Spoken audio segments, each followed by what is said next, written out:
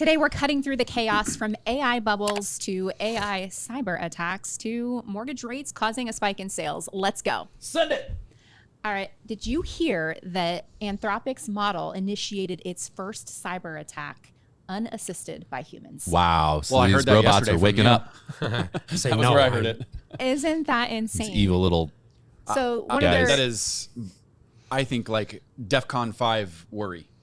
so Well, Elon Musk was. I mean, he was like very open about that, and no one really understood what it meant. I guess Right, they're right. like, oh, what does that mean? Like, I know, we control them, right? No, I guess we don't. that's the whole point. Yikes. yeah, so when you create the agentic AI or AI agents, then they operate with some autonomy. And when they do, if you don't have proper guardrails in place, they could wreak some havoc. So Anthropic says it disrupted what they're calling the first documented case of a large-scale AI cyber attack executed without human intervention. Well, we were just joking this morning, right, in our hustle huddle about the Matrix, right, and like our perceived reality. And the reality of it is, so much of our perceived reality today is controlled by things that we see online, which you're stepping into that world, and it can alter your view. So does Think about all AI the have chaos like a it could cause. spirit? It's like a spiritual being. Well, it's funny. We were listening to a really long podcast of Michael Saylor, and Michael Saylor was saying that he believes that AI are either angelic or demonic forces. Woo, that's scary. With high confidence, it identified the threat actor as a Chinese state-sponsored group that successfully manipulated its cloud code tool, attempting to infiltrate about 30 global targets, including large tech companies, financial institutions, chemical manufacturers, and government agencies. So Go ahead. the part I find so incredible on this, that actually, when you think about like the manipulation, we all know that a lot of it is based off of a knowledge base. So if you feed it a knowledge base that it thinks that its cyber hack is what it's supposed to do, and it's doing it for good and the cause of good, you're talking about potential manipulation, like you said, the guardrails.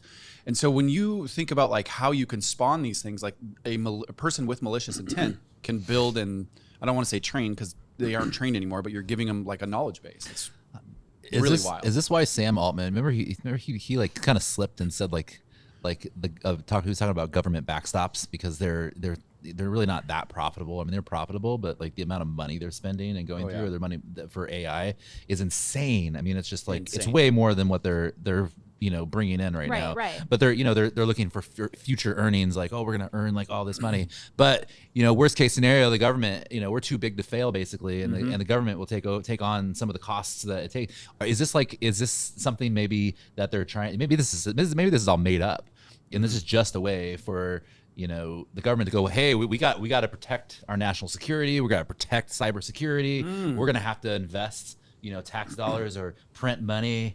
Right, to protect the people, plotting, and protect the cybersecurity. That's what they did on the Patriot Act that took away a lot of our rights, so to speak. So it's a true. whole other rabbit hole. I mean, you guys saw that Sam Altman video, right? Yeah, I know Where- exactly what you're talking Right, about. Where he says he's talking about government backstops and stuff. And Yep. they're like, We wait a have minute. Altman, Musk, Zuck, all of them have now warned around the power of it all. I mean, I know Zuck has been more pro, but he's warned around the power of AI and how it literally can dominate the planet in a So very is short amount of Hollywood.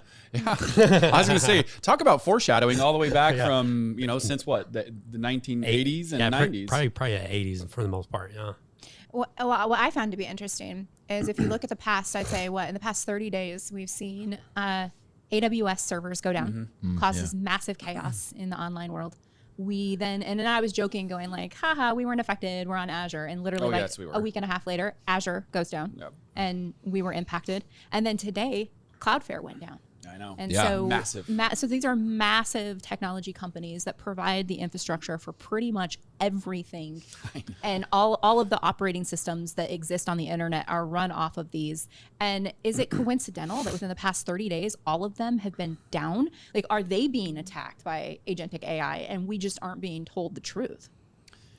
It's very possible, right? And I mean, just the whole revolution of the agentic AI, I think in its own right is, how do you prepare to even fight that, right? I mean, because like that's the whole power of the agentic AI is they become an absolute specialist in the little thing that they do.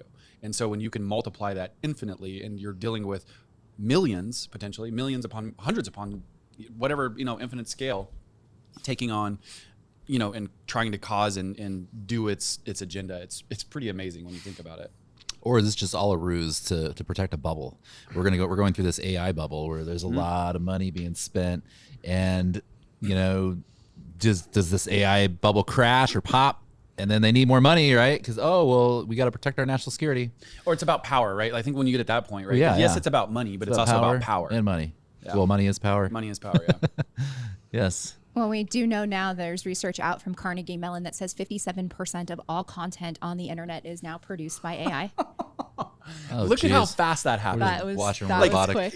Like everybody out there on this, think about that stat, because like anytime I scroll my feed now, it's just filled with AI images, statements. There's so you many can see like weird posts. fake videos being posted now on YouTube Shorts and Instagram and Facebook Shorts. Even the articles. Like, what am I watching right now? We saw the Just article random that stuff. had Totally. had some of the AI stuff that they forgot. They forgot to cut it out of the newspaper. Yeah. It's hilarious. And you could tell it was AI. Would you like for me to refine the style and make it more? Like and they actually published that. You're like, whoops. You copied and pasted a little too far. I A know. little too much. It is wild when you think about that, though, right? Because like, here's the reality of why to me this is so strong.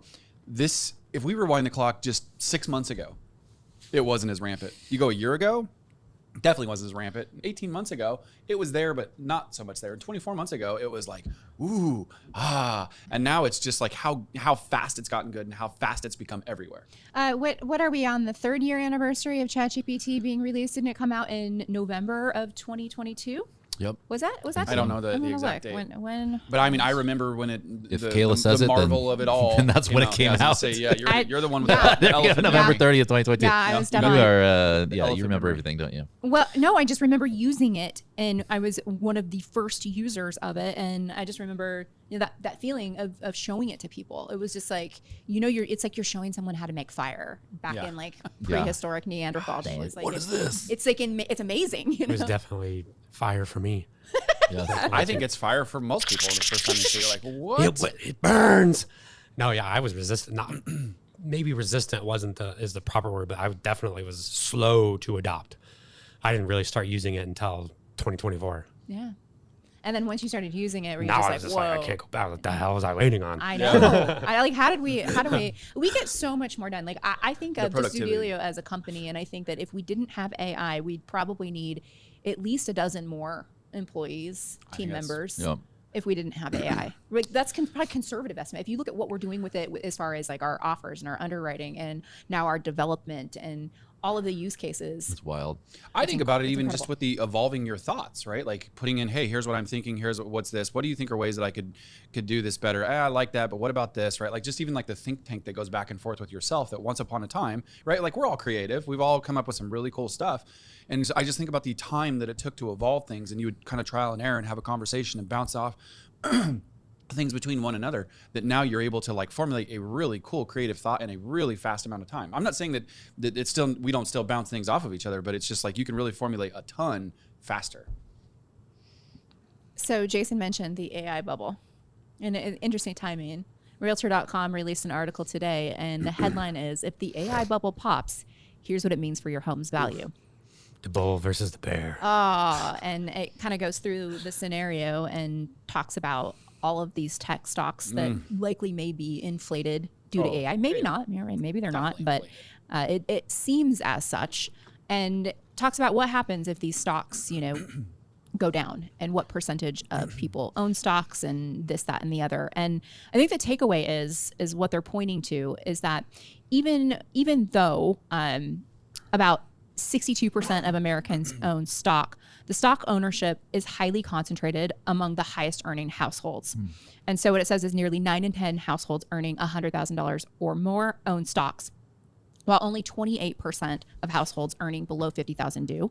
And so the takeaway is that homes, by and large, are very equity rich right now. And we know that in Q1 of this year, it was an all-time high. It dipped a little bit in Q2, but we still are at very all-time highs as far as equity position. And so it is basically hanging its hat in that home ownership, and homes still have so much equity that even if there is some sort of AI tech stock bubble, our home should be okay. But a lot of people have 401ks, right?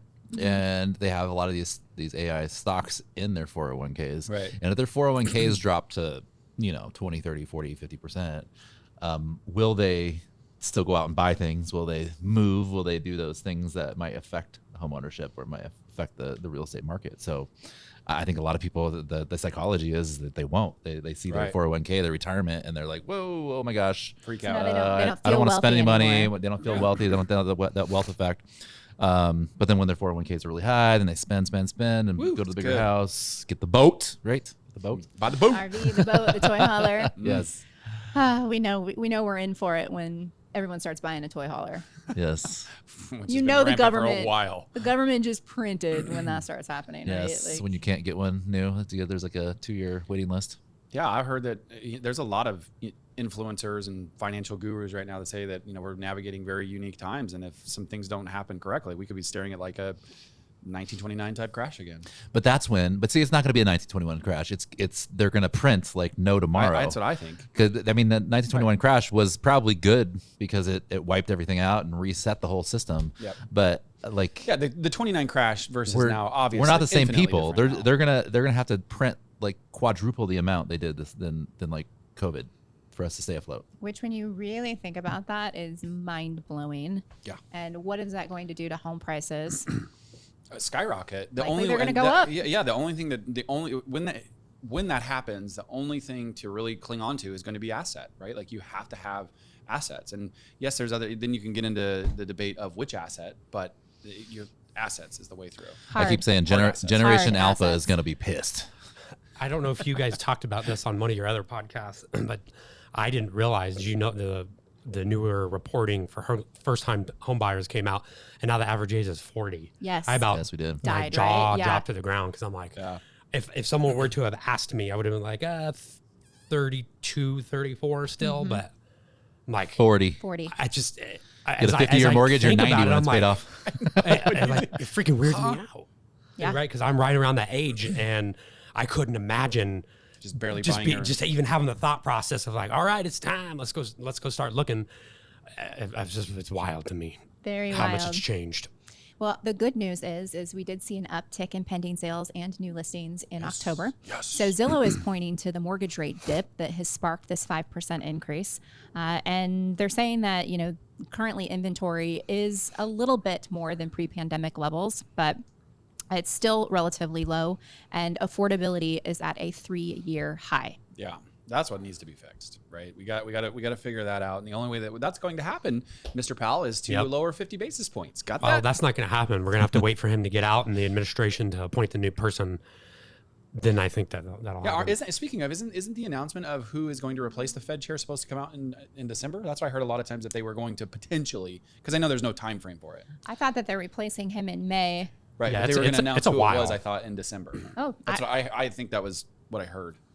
Not sure, but Yeah, me neither. I think that what's going to be really telling is, let's say that Powell is replaced, because he will be. Yeah, of course. And what happens is if he's replaced and the new monetary policy is just a little bit more fluid and rates come down, but then what if, in response to that, mortgage interest rates actually don't come down? And and then at that point, I think we could really see some pain in the market. Well, they're going to force it. They're going to start buying mortgage-backed securities. Yes. And Yeah. They'll That's- just start buying them. Yeah, they'll just to take bring it matters down. into their own hands Yeah. and print more money. Yeah. Which Yeah. all of this points to now could be a great time to buy a home. And if you're looking to sell, it could be a great time to sell, because there's not as many buyers out, and the ones that are out there are serious. Yeah, absolutely. I think that there's a lot of opportunity out there still right now. I know we've talked about this for months on end, but with everything that's coming down the pike, right now is the time to go out there, get yourself a good deal, to date the rate, marry the house. To me, the writing is on the wall for that.